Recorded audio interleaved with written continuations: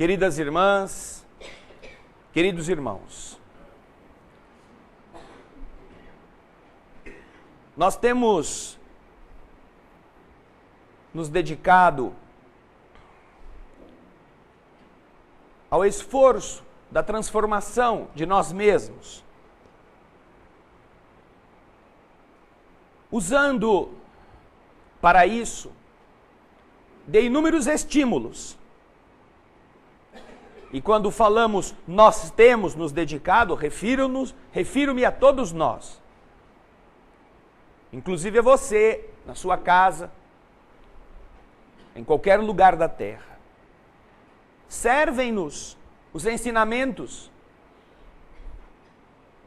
que elevam o nosso ânimo, o nosso otimismo,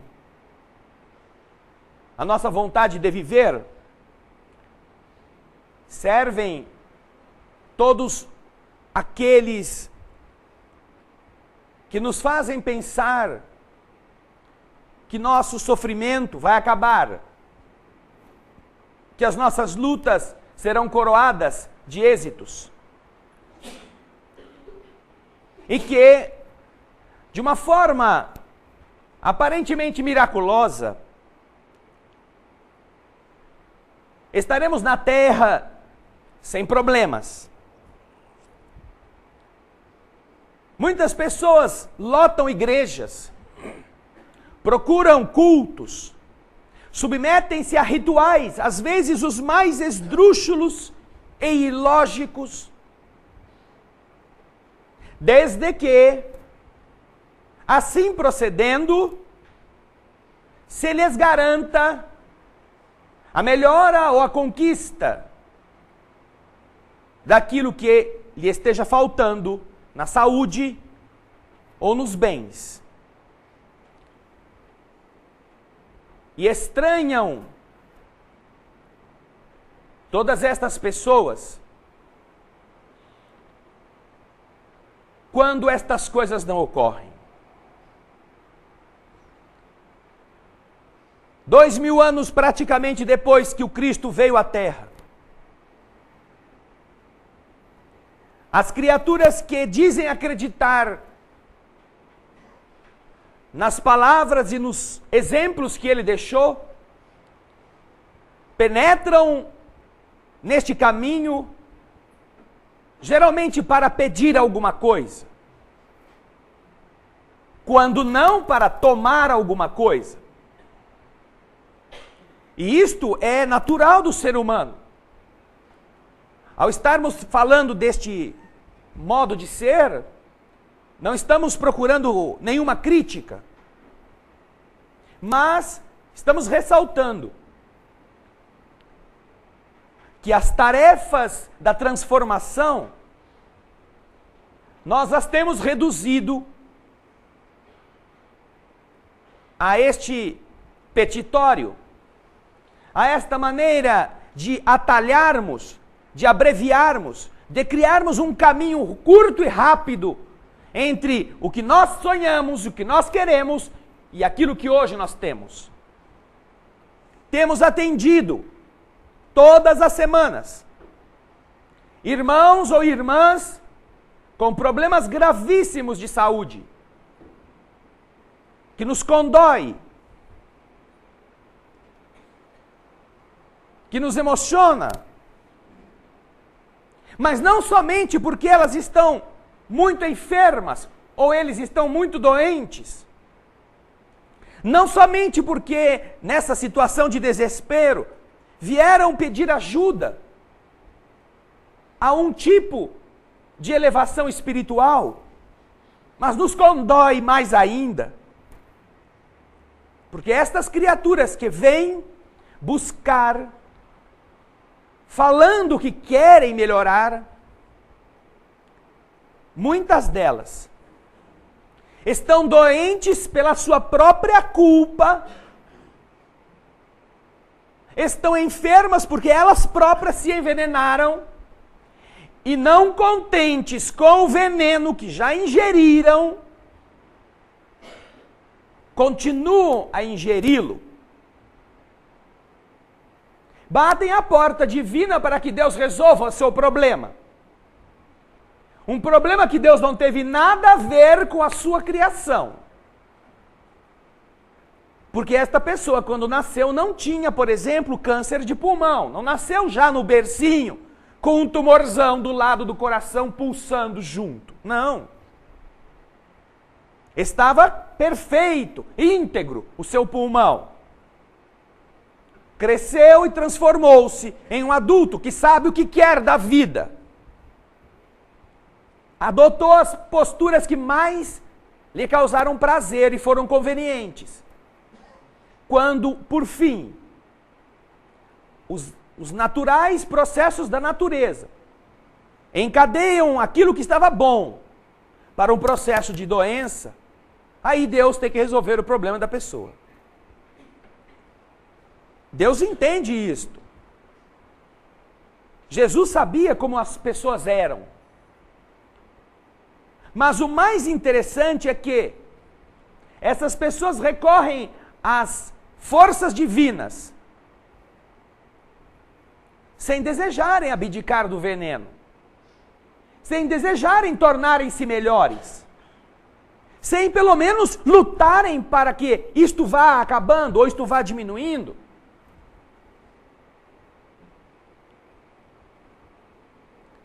Quando me refiro a estes casos, não estamos aqui censurando as escolhas de cada pessoa. Não estamos aqui dizendo que a pessoa que faz tal coisa, que bebe tal coisa, que ingere tal substância, é uma pessoa condenada ao Satanás. Não, é nosso irmão. Por nós, gostaríamos que ela não estivesse sofrendo. Mas, por outro lado, deixando estas pessoas assim, meditando sobre o que estão fazendo da vida, com elas próprias, quantos de nós que estamos aflitos, que estamos angustiados, que estamos com problemas emocionais, queremos que Deus nos ajude, pedimos a Deus que nos ampare, queremos passar bons momentos e não conseguimos. A nossa atmosfera familiar não ajuda. Nossas relações afetivas estão estremecidas. E então vou rezar. Quem sabe Deus não dá o jeito. E qual é a nossa reza? Ah, Senhor, faz aquela jararaca da minha mulher ser um pouco menos venenosa. Coisa boa. Faz aquele homem horroroso que um dia eu pensei que ia ser um grande marido se tornar pelo menos aceitável. Faz com que minha família tenha um pouco de tranquilidade, porque tem muito olho gordo em cima. Quando é que nós vamos então pedir a Deus algo diferente? Senhor, aonde eu estou, nada está bem. Até mesmo comigo, eu sinto as coisas ruins ou as coisas instáveis. Senhor, eu devo fazer parte do problema.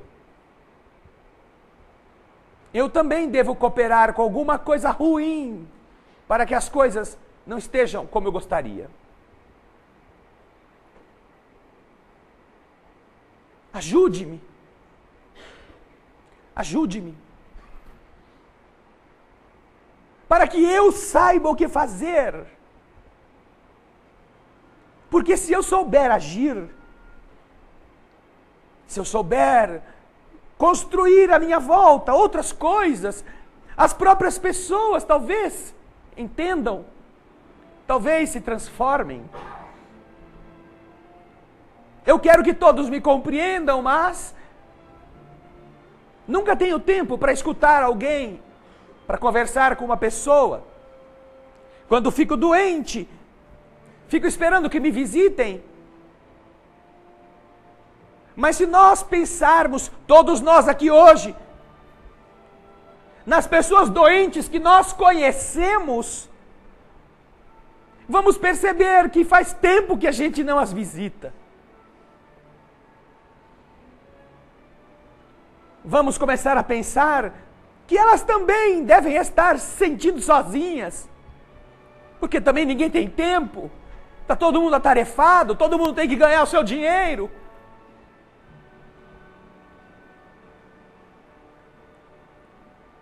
Por isso, há uma dificuldade muito grande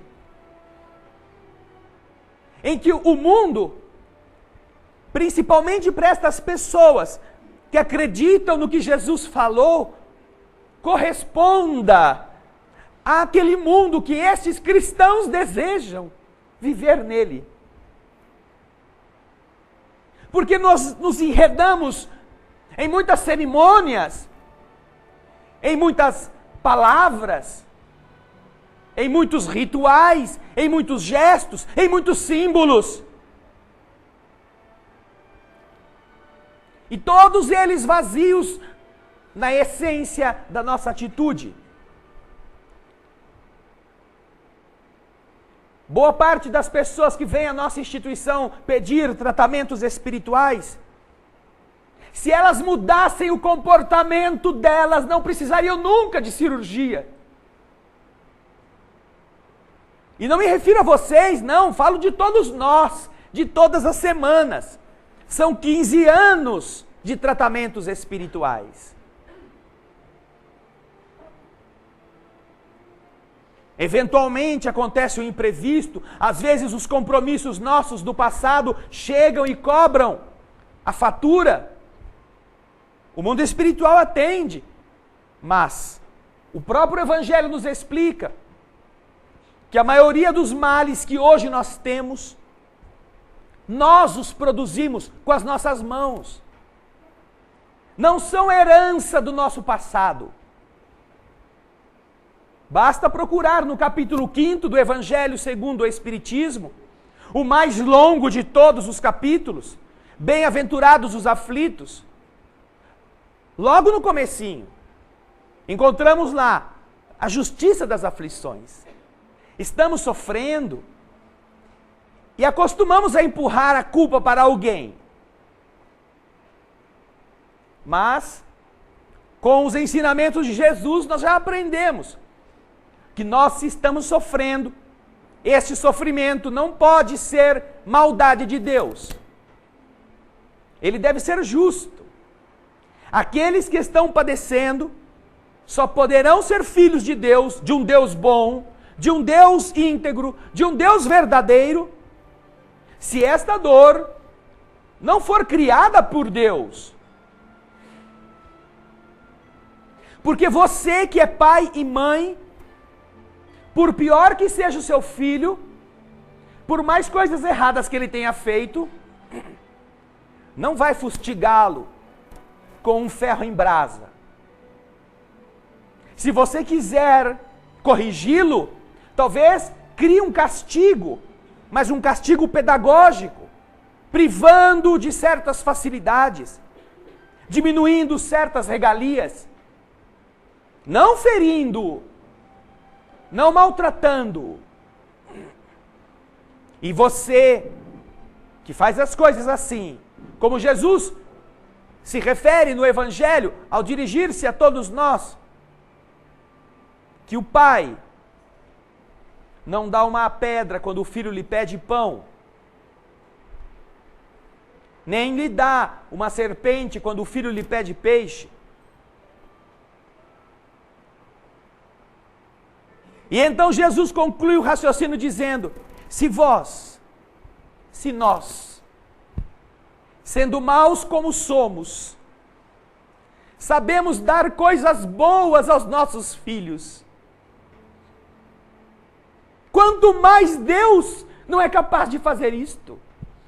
Então, no capítulo 5 do Evangelho, justiça das aflições, já nos faz tirar aquela máscara mentirosa atrás da qual nós nos escondemos, colocando em Deus a culpa do nosso sofrimento.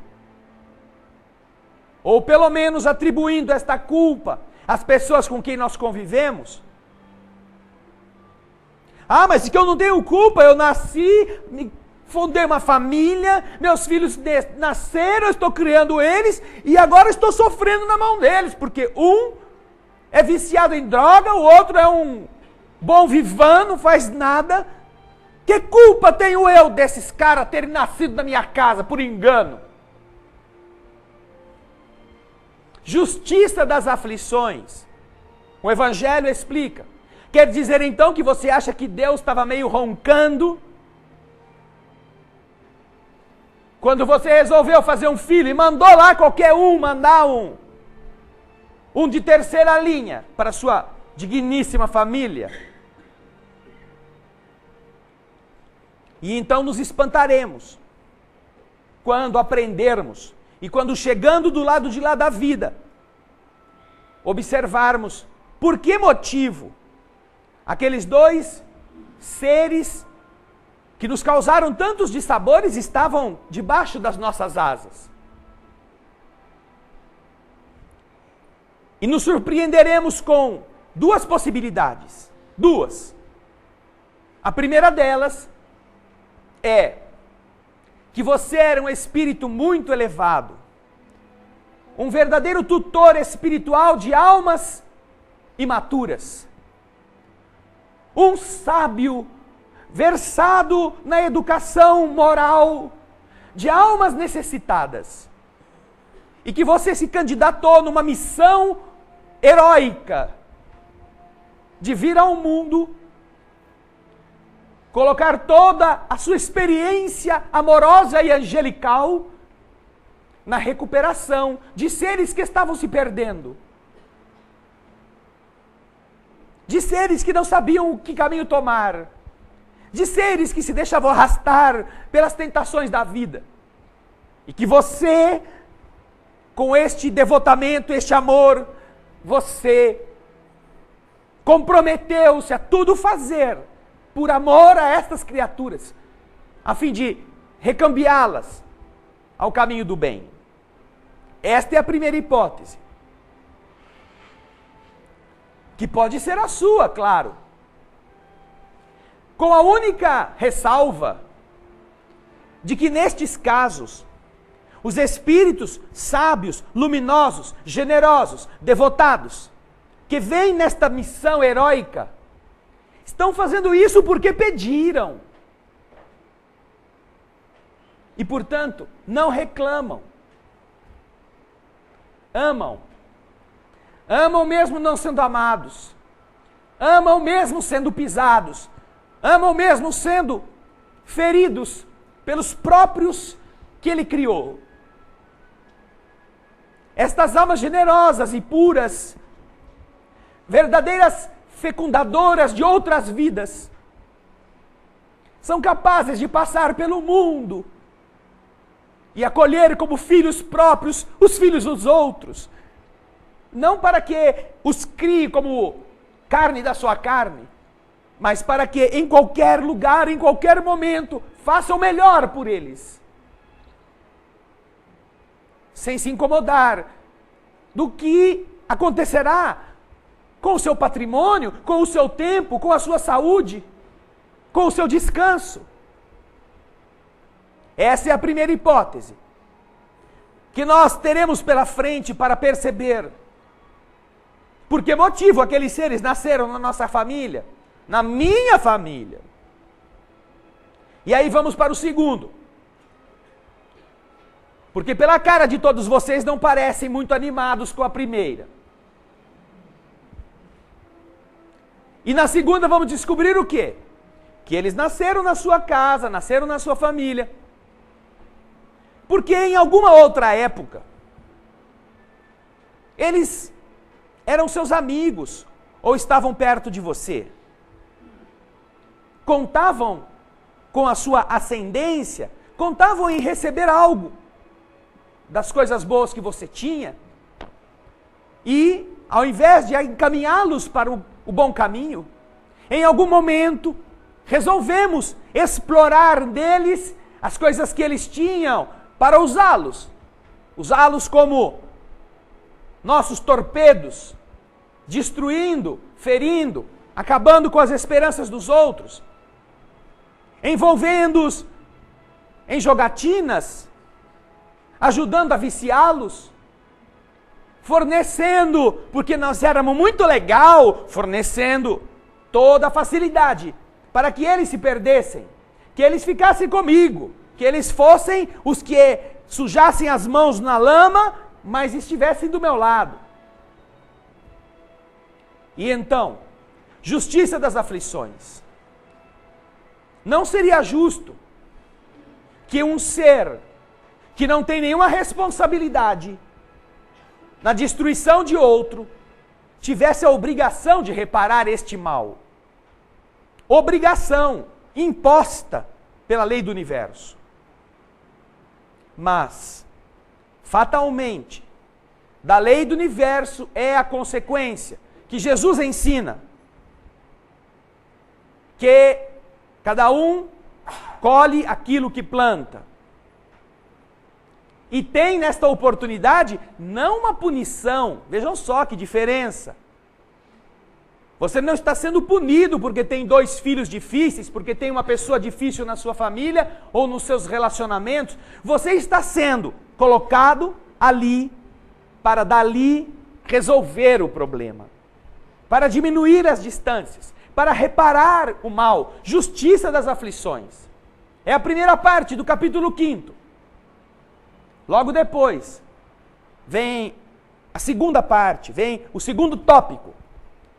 Causas atuais das aflições. Por que estamos sofrendo hoje? E quando você lê este trecho, causas atuais das aflições, você se surpreende ao perceber que boa parte das nossas aflições, nós hoje não precisaríamos estar passando por elas. Nós as inventamos. Somos uma fabriquinha de aflições porque somos caprichosos, somos ególatras, somos egoístas, somos indivíduos que queremos sempre o bem-estar, mas não gostamos muito do bem-estar dos outros. Se nós mudarmos, entendendo estas coisas, nosso comportamento, já não passaremos por problemas em pelo menos 70% a 80% dos problemas que nós temos.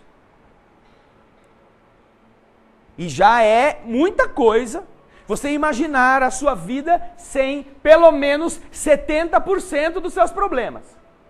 Já é quase o paraíso. Já pensaram nisso? Se nós mudarmos de verdade, de tal forma que os nossos sofrimentos diminuam em 70%, meu Deus do céu, eu já nem amolo mais Deus, eu deixo Deus levar a vida dele sossegado, porque os outros 30% eu dou conta, por mim mesmo. Pois então, é isso que o Evangelho está falando.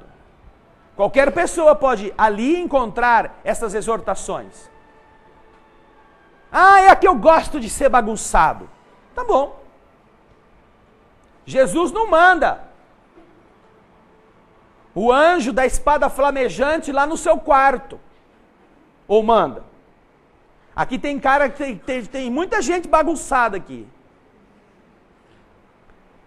O anjo que expulsou Adão e Eva do paraíso não fica lá na porta do seu quarto. Não vai arrumar bagunça aí, não. O Senhor me mandou. Está acabando o prazo. O Armagedon vai chegar. Não. Quer ser bagunçado? Vá à vontade. Você é livre para isso. Mas vai ter sempre aquele dia, ai meu Deus do céu, onde é que eu botei aquele papel? Ai a chave, agora eu tô atrasado, onde é que está a chave? Ué, qual é o preço que o bagunçado paga? Esse, perde tudo. Mas era um papelzinho desse tamanho assim, estava tudo escrito nele. Fala com a mulher, fala com o marido, fala com a empregada, aí chega o cachorro, o gato, o papagaio. Eles ficam mexendo nas minhas coisas. Não, você que não organiza as suas coisas. Mergulha aí, daqui a 2 dias você consegue encontrar, nadando, o que você está procurando. Mas é que eu preciso para agora. Bom, então se você precisasse para agora, deveria ter guardado adequadamente. Que culpa Deus tem disso? Nenhuma. Aliás, é bom que você perca. É bom que você perca a entrevista, que você perca a audiência, que você perca o compromisso inadiável, que você perca o emprego, porque já imaginaram a desgraça de ter um funcionário relapso assim como a gente? E ser demitido logo depois? Por não termos feito o que deveríamos estar fazendo adequadamente? É muito bom, porque nós pagamos o preço de sermos como somos. E aí nós vamos arrependidos dizer, ai, maldita hora que eu não guardei aquele papelzinho. Então, agora, o seu sofrimento vai te fazer pensar, ai, será que vale a pena agora eu começar a me organizar? Se você é inteligente, se você é uma pessoa que vê os benefícios da ordem, você poderá dizer, não. Até hoje eu fui assim, mas agora eu vou dar um jeito, não vou ser mais desse jeito. Não estou falando para você ser maníaco por ordem, maníaco por limpeza, maníaco por colocar os DVDs todos na ordem certinha, não pode inverter nada. Maníaco por botar as roupinhas tudo certo na cor, direitinho de um lado do outro. Colocar os seus 238 pares de sapato bem organizadinhos assim, nas diversas prateleiras. Não estou me referindo a isso. Estou falando de uma mínima ordem que garanta a você encontrar o que você precisa na hora que precisa. Todas as nossas deficiências nascem aqui. As pessoas têm muito medo dos obsessores. As pessoas falam, ai, mas tem espírito andando atrás de mim, está procurando me dar um trançapé, eu estou doente porque tem gente que não gosta de mim. Não, os pobres amigos espirituais que ainda não estão em uma situação melhor, não têm esta costa tão larga como a gente pensa ou quer dizer que eles têm. Não. Se você observar os problemas que cada um de nós possui, nós vamos perceber que a treva somos nós. Somos nós que não adequadamente nos conduzimos, que não fazemos o que poderíamos ter feito, que não prevemos, que não nos acautelamos, que corremos exageradamente, que consumimos coisas que fazem mal para o corpo, e depois batemos na porta da igreja. Senhor, está doendo. Que bom, está sentindo? Né? Porque, olha, a dor também educa. Diz a lei do universo. Mas, ao invés de ficar feliz, como alguém pode pensar, Deus tem recursos para ajudar as pessoas a serem diferentes. Dizíamos no início que nós procuramos as religiões para buscar essa felicidade. Para encontrar coisas que estão faltando. E pensamos que estas coisas são o dinheiro, a saúde, ou o bem-estar, ou a harmonia do lar. E vamos entender, pelo menos na doutrina cristã espírita, que a ação de Deus não dispensa a sua. O amor do Criador por todos nós não está como uma muleta a fazer a gente continuar sempre irresponsável, sempre jogando fora as dádivas divinas que nós já recebemos, para depois cobrar de novo uma nova dose. Ao contrário, precisamos sim aprender que o cristianismo real, o cristianismo do Cristo, não cria eleitos, não cria privilegiados, não cria irresponsáveis, como a maioria dos cristãos deseja ser. Nós queremos um Deus que cuide de nós. Não queremos que nós aprendamos com o Pai a cuidar de nós naquilo que nos compete. Não. Queremos que o Criador nos dê conta. E isto não está no Evangelho. Encontramos Jesus cedo ainda, jovem ainda, ingressando nos trabalhos da marcenaria de José, seu pai.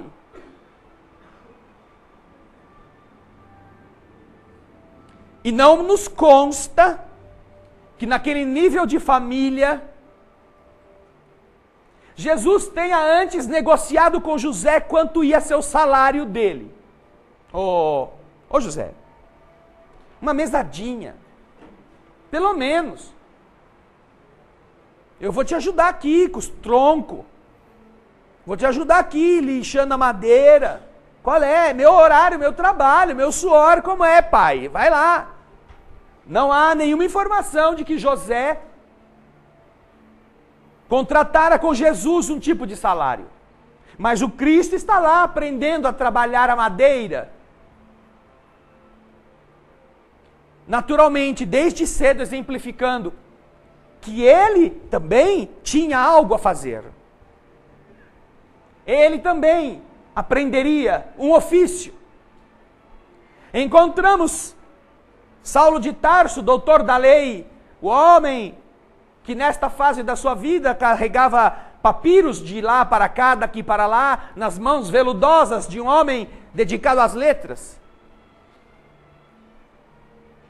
Para depois de convertido pela verdade cristã, embrenhar-se por 2 ou 3 anos no deserto, para reaprender o ofício que o pai lhe tinha ensinado, de tecer, de fazer tendas, de fazer sandálias de couro, de cortar o couro, e então endurecer e calejar as próprias mãos no ofício honesto. Encontramos estas almas luminosas que os Espíritos nos têm apresentado. Zacarias, sapateiro, que com os seus modestos apetrechos segue o grande governador, o homem importante, Pilatos, e busca preservar-lhe a vida, atendendo ao pedido de Jesus, como nos conta Lúcius, no Amor Jamais Te Esquece. Encontramos Adolfo Bezerra de Menezes Cavalcante, jovem, sonhando um dia em ser médico, filho de um fazendeiro abastado do Nordeste, que tão honesto e tão generoso, não se cansa de avalizar títulos para parentes pobres que lhe vinham pedir ajuda. Não tem coragem de falar não, confiando no tamanho das suas posses. O pai de Dr. Bezerra ajuda como pode aqueles pobres, parentes ou não parentes, de tal modo que quando se dá conta a dívida que tem ultrapassa em muito, o valor do seu patrimônio. Então este homem probo, esta alma íntegra, que não gastou esse dinheiro viajando para a Europa, não gastou esse dinheiro construindo mansões, jogando no bicho ou jogando nos cassinos, este homem íntegro que passou ajudando os outros, reúne os seus principais credores, os outros fazendeiros da região, que tinham esses títulos em suas mãos, e lhes diz: este é todo o patrimônio que eu tenho. Quero depositar minha fazenda do jeito que ela está, com tudo que ela possui, nas mãos de todos vocês que são os meus credores, para que dividam-na e possam satisfazer em parte, pelo menos, o que eu estou devendo.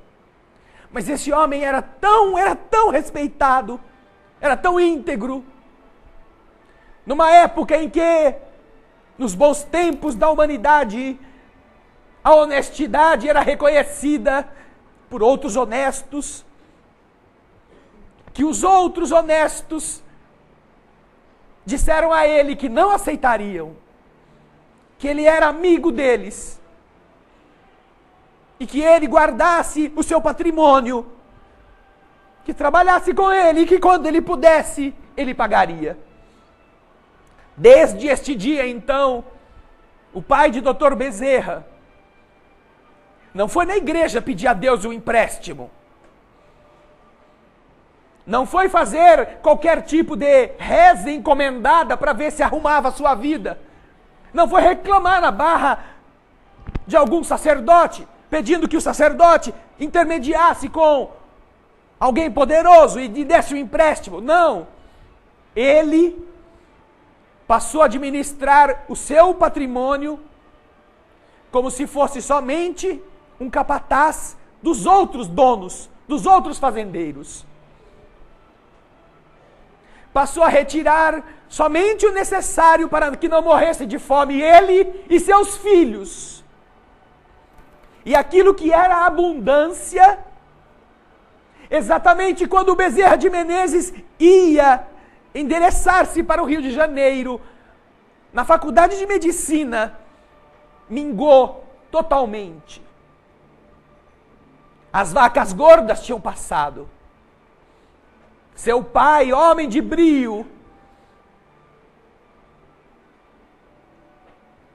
impusera à sua família um regime de extrema penúria, porque não achava decente que eles vivessem do mesmo jeito de antes, enquanto os seus credores estavam esperando pelo pagamento das suas dívidas. Conseguiram dinheiro emprestado com seus parentes, com outros amigos. Compraram a passagem do navio a vapor e entregaram no navio o jovem Bezerra de Menezes, com o destino do Rio de Janeiro, milhares de quilômetros de distância, aonde ele iria começar a sua vida como médico. Mas a partir do zero, a partir do nada, tem um pouco de recurso para encontrar uma hospedaria onde pudesse abrigar-se. Faz os exames para ingressar no curso de medicina, mas tem que cuidar de si mesmo. Homem devotado ao trabalho, homem que não contava com as facilidades da vida para ser cristão como já era, foi dar aula particular para outros que tinham condições de pagar, e desse dinheiro ele conseguia pagar o aluguel do cômodo onde morava e ter o que comer, sacrificando muitas vezes o ter o que vestir. Assim, ele passou o tempo da faculdade, muitas vezes tendo que amargar as ameaças do senhorio, do seu quarto de pensão, que ele vinha cobrar o aluguel atrasado. E humilhar-se pedindo um pouco mais de prazo, sem medo, mas sentindo o peso da necessidade. Ali está aquele jovem que se tornou o que se tornou, não porque Deus aplanou o caminho à custa de reza, mas porque Deus deu força, a custo da sua fé, do seu denodo, da sua confiança. Conta-nos os seus biógrafos, que em certa ocasião, já sendo ameaçado pelo dono do quartinho, estava agoniado, porque não tinha muito dinheiro, não tinha como pagar o atrasado. Então, recolheu-se e fez uma prece, pediu a Deus: Senhor, eu preciso pagar o que é justo para este homem, Eu dependo deste quarto para ter onde eu morar, onde eu estudar, onde eu me albergar. E estava assim em oração, enlevado, sem desconfiar da bondade do Criador. Quando depois de alguns minutos, alguém bate a porta e ele tarda a abrir, imaginando que é de novo o cobrador. Mas insiste a batida. E ele, sem outra opção, abre e vê que é um rapaz. Um rapaz. Que sabendo que ele era professor particular, precisava contratar os seus serviços de professor, porque estava com problemas em uma matéria na escola, e ele, que era filho de uma pessoa de posses, queria que alguém o ajudasse a vencer estes obstáculos, e veio saber se ele poderia lhe dar aulas particulares. Ah, como não? Posso sim. Qual é a matéria? Matemática. A que ele menos gostava, Dr. Bezerra. Para variar um pouquinho. Tudo para alguém dizer, não, matemática não é comigo, vai procurar outro. Não, eu preciso da aula particular, matemática, eu gosto muito. Quantas aulas você precisa? Eu preciso de umas 10 aulas. Então vamos marcar o horário, os dias, tá bem. Mas eu já quero deixar tudo pago, disse o moço. Melhor ainda, pensou o Dr. Bezerra. Santo homem. Aí, marcaram a primeira lição para o dia seguinte. Dr. Bezerra pegou o dinheiro das aulas antecipadas. Primeiro lugar que ele foi à porta do dono daquele pequeno quartinho. Entregar o dinheiro e pôr em dia o aluguel. O segundo lugar onde ele foi, na biblioteca pública, estudar matemática. Porque no dia seguinte, ele tinha que dar aulas para aquele moço que ele nunca tinha visto na vida. E gente que não tem recurso, mas que quer aprender, faz o que ele sempre fez na vida. Não tinha dinheiro para comprar livro. Estudava na biblioteca pública, nos livros que lá estavam disponíveis. Horas e horas estudando medicina e nas obras que estavam lá nas bibliotecas. Por falta de recurso, vai à biblioteca, então pega a matéria, matemática, naquela área específica que o rapaz precisava. Estuda a tarde toda, prepara diversas aulas. Volta para casa feliz. Está, pelo menos, com o aluguel em dia. E ainda sobrou uns troquinhos para comprar, quem sabe um McDonald's.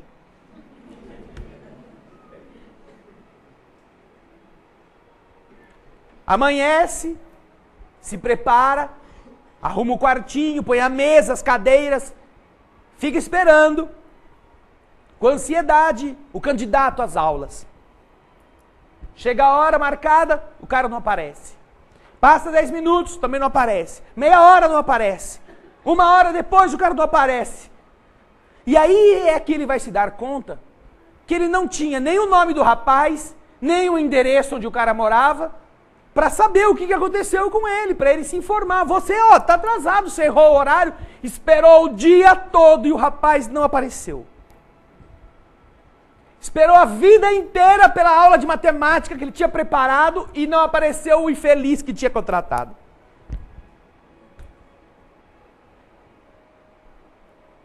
Quem será que foi lá? Para salvar o Filho de Deus de uma penúria como aquela. E de levar o pagamento adiantado por aulas que ele nunca precisou dar. Bezerra de Menezes sempre foi uma criatura desse tipo. precisou passar pela penúria para lembrar-se da penúria dos seus semelhantes e tornar-se ao longo da sua vida o médico deles, médico dos pobres.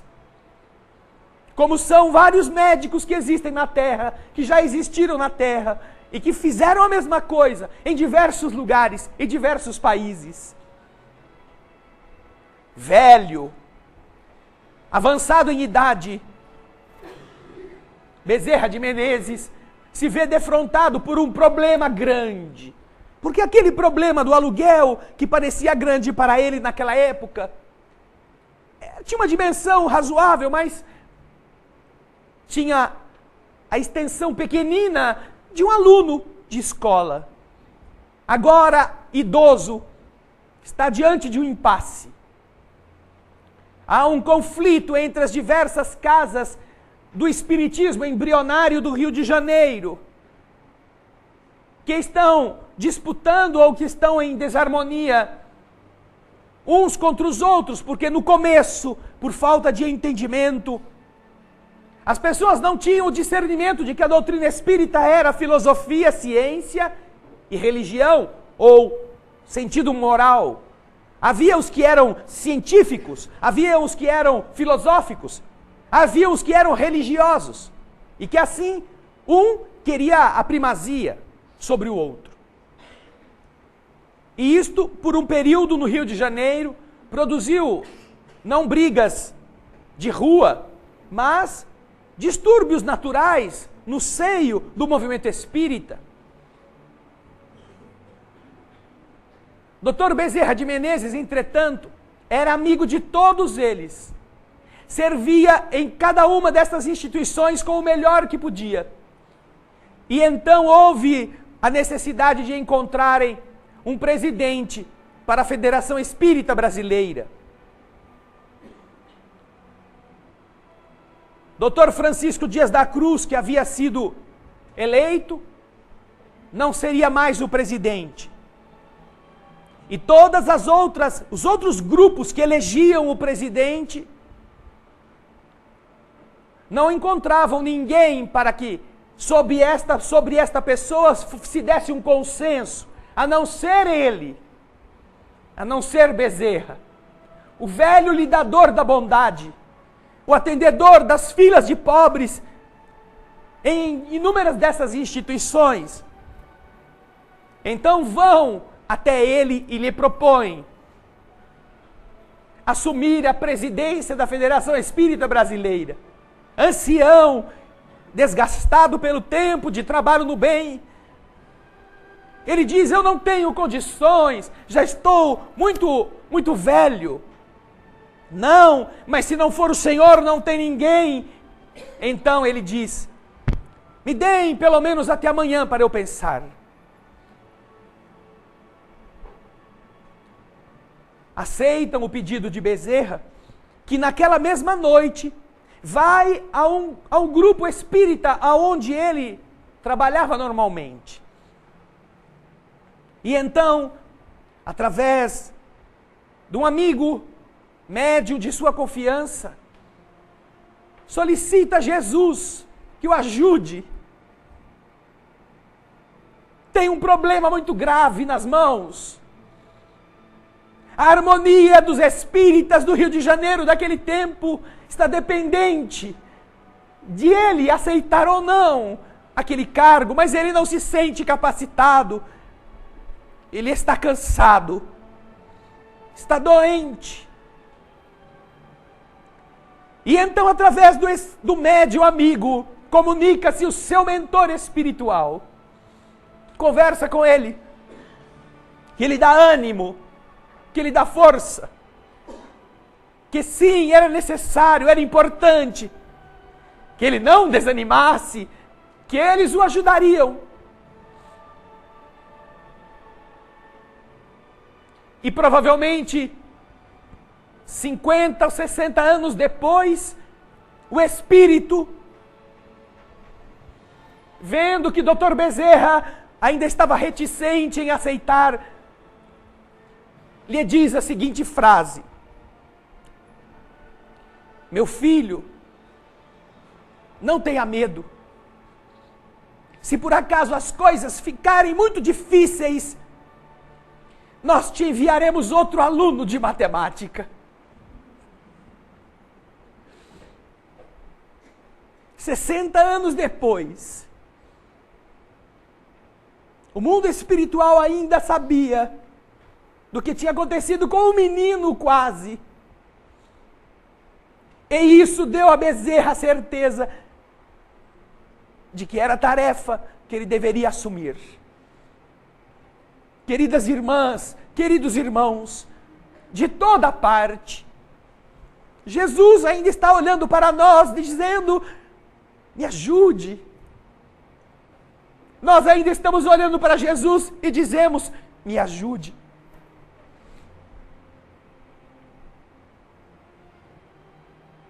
Mas nós não entendemos que a ajuda que nós precisamos é exatamente a ajuda que oferecemos, é a ajuda que damos.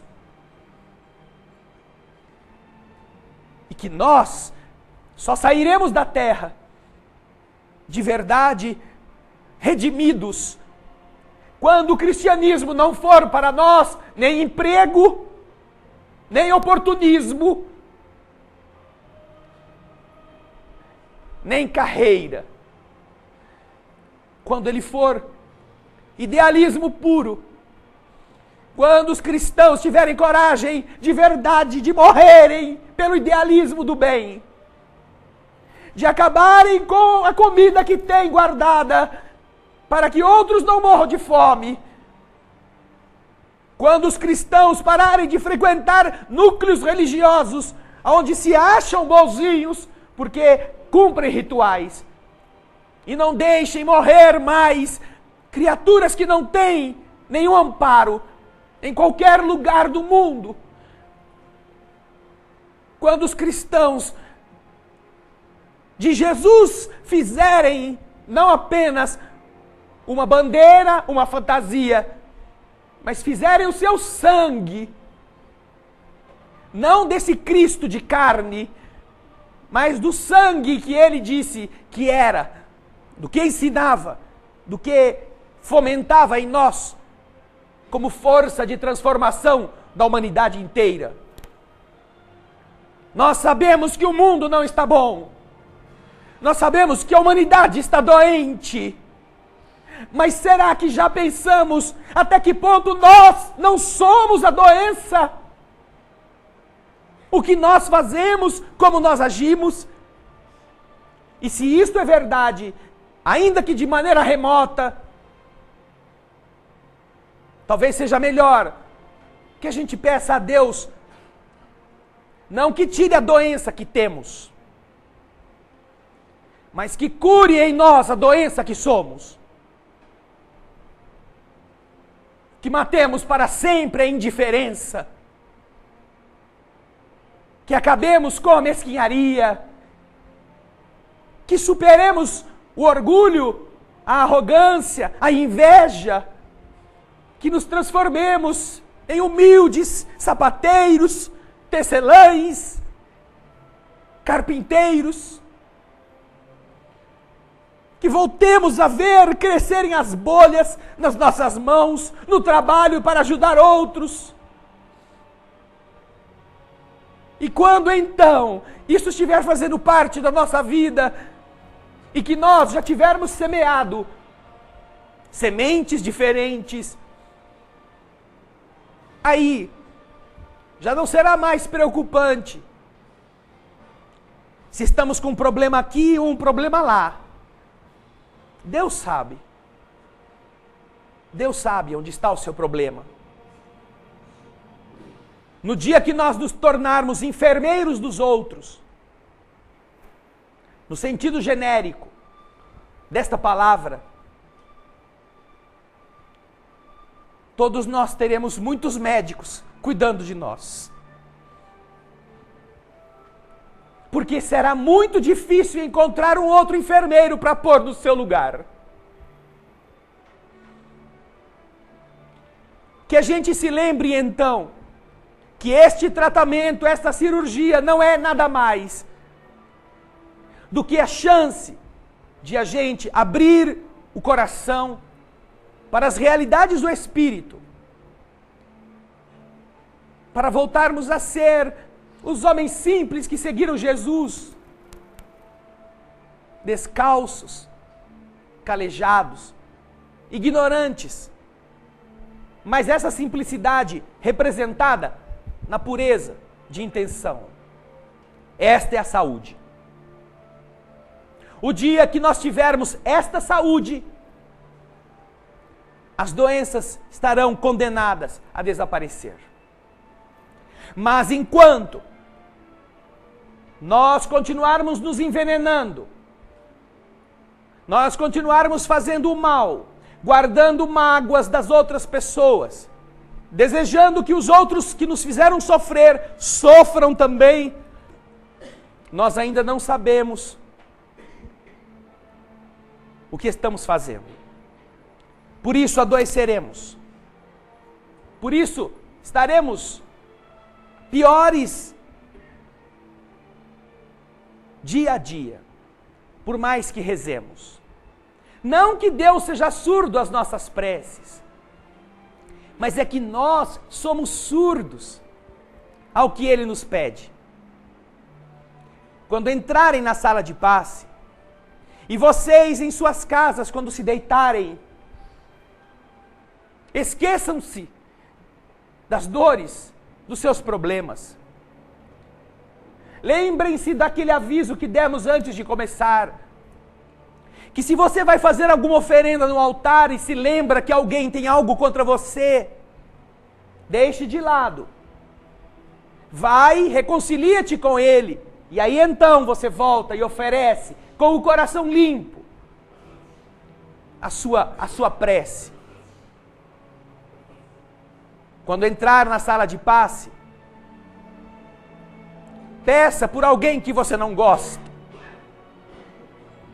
Se você guarda ainda no coração a lembrança de alguém que te fez mal, que falou mal de você, que te traiu, que te enganou, que te prejudicou, que te furtou, que não te pagou, que te expulsou de uma situação que você acabou se vendo humilhado, não importa quem seja, não importa. Ore por essa pessoa, pela felicidade dela. Seja cristão a esse ponto. Porque se nós não chegarmos a isso, ainda estamos mais doentes do que pensamos. Peça que Deus ajude a felicidade daquele que te prejudicou. Peça que aquele ou aquela que foi embora e te abandonou seja feliz com outra pessoa. Mas peça isso com o coração limpo. Porque essa é a maior prova de que você entendeu o que significa ser filho de Deus. E que você se tornou enfermeiro dos maus. Não há nada mais bonito na filiação divina do que cada um de nós entender isto. Ser enfermeiros dos maus. Será o atestado que nos deixará limpos diante do olhar do Cristo e dos Espíritos que nos querem tão bem. Não importa o que nós já tenhamos feito de errado. Não importa quanto já erramos, quanto matamos, quanto destruímos nas vidas do passado. O que importa é que a humanidade nova, o mundo melhor, pode ser construído hoje, dentro de você, onde você está, na sua família, no seu trabalho. Chega em casa, se você ainda tem algo não resolvido com alguém, chega em casa e peça desculpa. Mas não foi a minha culpa, melhor ainda. Abraça essa pessoa, que talvez você não converse com ela há muito tempo. E você perceberá que vai acontecer um milagre. que brota em você, que ao seu lado as coisas começam a ficar melhores do que eram. Porque você se tornou um milagre de ser melhor do que você achava que era. É isto que os Espíritos hoje estarão tentando fazer conosco. Em todos os lugares da terra que estiverem desejando isto. Fazer você saber que você é melhor do que você pensa. Praticando o bem todos os dias. Se nós não fizermos isto, não há problema. Mas isso indica que a gente ainda precisa da nossa doença. Porque ainda não aprendemos o suficiente com ela. Quando entrarem na sala de passe, pensem em dar a Jesus este testemunho pessoal, sincero e verdadeiro. Quem sabe este seja o começo do fim do nosso próprio mal. Abram o coração, façam a sua prece, entreguem-se em silêncio, para que os médicos, sentindo a pureza dos seus espíritos, usem-na como remédio, como a asepsia verdadeira. Em suas casas, recolham-se, preparem-se para aquilo que agora o mundo espiritual também vai começar a ultimar, a terminar aquilo que já começaram a fazer desde que chegaram aqui. Pensem nisso. Muita paz. Jesus, nós te agradecemos as dádivas da vida, que oferecem a todos os filhos as condições para que sorriam ao invés de chorarem, para que, irmanados na fé simples, humilde e verdadeira, que não cobra nada de ninguém, que não exige ritual de nenhuma espécie, possamos todos também sentir a filiação que nos toca, filhos de Deus, do Criador de todas as coisas. Aprendemos contigo, Jesus querido, e com todos os emissários que vieram à Terra para elevarem a humanidade, que somente através da bondade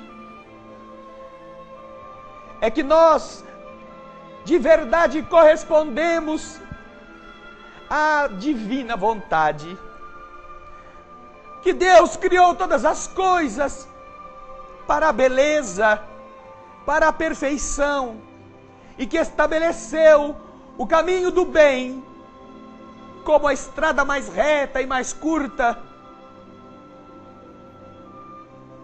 a ser escolhida por aqueles que quiserem abreviar sofrimentos, diminuir angústias. Obrigado, então, por você estar envolvendo a cada filho de Deus com o halo de esperança, com a mão luminosa, a falar da misericórdia que governa a justiça, a reerguer do lodaçal o viciado, o indivíduo que perdeu a razão, a reerguer do chão aqueles que caíram e que estão buscando outros caminhos. Obrigado, Senhor, por todos os espíritos amigos que neste mesmo instante, nas casas de todas as pessoas que estão orando conosco, as estão envolvendo com o amor sem condição. Um amor que deseja que o bem ecloda em cada coração, que nasça, que cresça, que floresça e que se transforme novamente em nova semente para tornar a terra um jardim sem fim, mais depressa. Obrigado, Senhor, por toda esta grande teia de amor que nos aceitou nas preces desta noite, para a qual nós entregamos a canção que cantaremos, como a entrega do melhor que nós temos, para beneficiar a todos os irmãos de humanidade. Ajuda-nos, Senhor. Almas do céu, ouvi o doce canto do fundo do coração, com calor repleto de perfume em flor, como se fosse um só imenso jardim.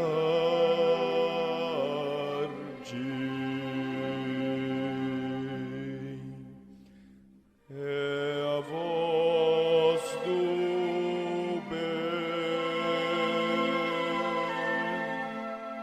que o Cristo tem para espalhar por toda a terra e fazê-la cantar.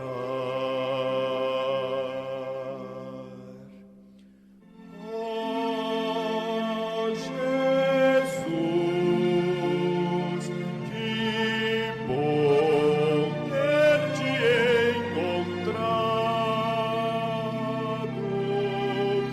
nesta estrada de paz e luz. Nós te agradecemos e assim